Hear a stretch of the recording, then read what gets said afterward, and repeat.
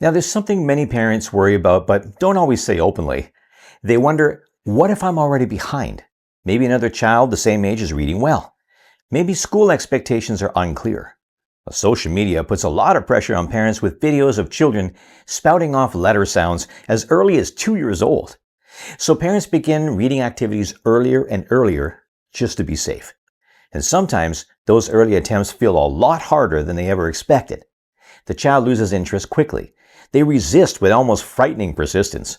They appear frustrated or distracted. And parents are left wondering, what's happening here? Is something wrong? Well, today I want to talk about something incredibly important and surprisingly reassuring. Tangible signs that will tell you that your child is clearly not ready to read just yet, why waiting might be your best option, and what you can do in the meantime. Now, reading readiness isn't determined by intelligence, so we can get that thought out of the way right here and now. It's not determined by effort either, and it certainly isn't determined by comparison. Now, reading depends on several developmental systems working together like language skills, attention, memory and retention, sound awareness, and emotional regulation. If one of these systems falls ever so slightly behind, reading instruction can feel unnecessarily hard. But take heart. Difficulties at this stage do not predict future success. It's simply a timing issue. One early sign a child may not be ready is difficulty maintaining attention during sound-focused activities. Now, you might notice that they quickly change topics. They start acting silly or restless. They avoid repeating sounds. This is often interpreted as a lack of interest. But what is most likely happening is that their brain is being pushed beyond developmental readiness. And when that happens, the brain protects itself by shifting attention elsewhere. You know, the 40 million spontaneous trips to the bathroom is often a dead giveaway. Now, before reading begins, children gradually learn to notice sounds within spoken language.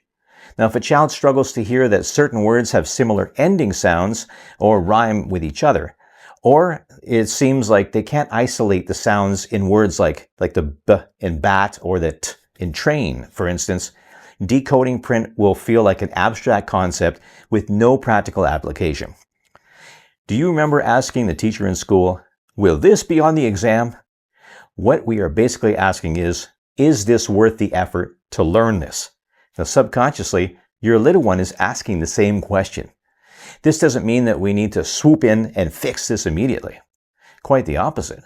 It often means that we need to continue a little longer and continue drawing attention to sounds in their environment and helping them hear sounds within words through games and other playful activities. Now, at the end of this discussion, I'll share a free resource that will help you do just that. Now, some children love books, but resist structured reading attempts. They happily listen to stories, they engage with characters, but when asked to identify letters or sounds, enthusiasm disappears. They clam up tight. So this distinction matters. Enjoying stories shows healthy language development. Resistance to structured decoding may simply indicate that readiness has not fully arrived. Another important indicator is emotional response. If small reading challenges trigger frustration or withdrawal, the learning environment may feel unsafe to the child's developing brain. Now, reading requires sustained effort early on. Emotional resilience supports persistence. Now, without it, instruction may unintentionally create anxiety around reading. Waiting often allows the confidence levels to rise and mature naturally. This will instill a solid can-do attitude that will be a lot more refreshing to work with. And many young children are still refining speech clarity. If sounds are difficult to pronounce consistently, connecting letters to sounds becomes more complicated. Again, this is developmental, not problematic. As speech stabilizes, reading readiness doesn't fall too far behind. Now, something also surprises many parents. Beginning formal reading instruction before readiness can totally backfire and actually sabotage their progress down the road. Children may associate reading with struggle. Avoidance patterns develop. Again, the sudden trips to the bathroom and the perfectly timed tummy ache. Now, I've been teaching children for over 2 decades, and I've heard just about every excuse under the sun. Some of them really put some thought into it. Now, you see, when this happens, we need to pause and take note. This is their confidence slipping away, and we can't have that. Think of all the expended energy you'll waste on trying to rebuild emotional safety before you even think about diving into formal reading lessons. All of this could have been avoided if we had ignored what everyone else is doing and just paused, reflected on what your child is trying to tell us, and adjusted our pace. Now, just to be clear, waiting does not mean we sit back and do nothing. Parents can nurture readiness through reading aloud daily, rhyming games, conversation, storytelling, and playing with sounds. These experiences strengthen the exact foundations reading depends on, without pressure. Learning continues quietly beneath the surface. Again, that free resource will give you an amazing head start. Now, when readiness develops, parents often notice a shift. Subtle at first, but it's there. Attention increases. Curiosity appears. Children begin asking about letters voluntarily. Tasks that once felt difficult suddenly feel manageable. Instruction becomes easier almost overnight. Now, these breakthroughs change the entire reading experience.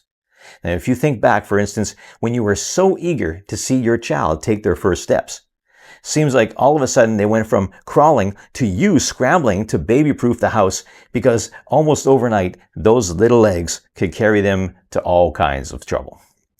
Now, perhaps the most important reassurance is this. Children do not follow identical reading timelines. Early readers are not guaranteed a lifelong advantage. It's actually the later starters who are more likely to become strong, confident readers. Now, development unfolds uniquely for each child, and your role is not to accelerate development, but to support it as it unfolds in real time. So, if reading feels difficult right now, consider the possibility that your child just simply needs more time. And giving that time may be one of the most supportive decisions you make. Again, does this mean we just sit back until all the planets are aligned just right? Certainly not. Your focus at this point is to build what we call phonological awareness. And I would be delighted to help you do just that with that free resource I was talking about called Preparing Your Child for Reading. Now, in it, you will find super easy, fun games and activities to play with your child that will nurture 5 key elements needed to build a solid foundation that will help you know for a certainty that their time has finally arrived. Remember that my sole reason for creating this channel is to help parents teach their children to read. Your journey is just beginning, but I assure you, it will be an amazing ride. As always, stay wonderful, and I'll see you again soon.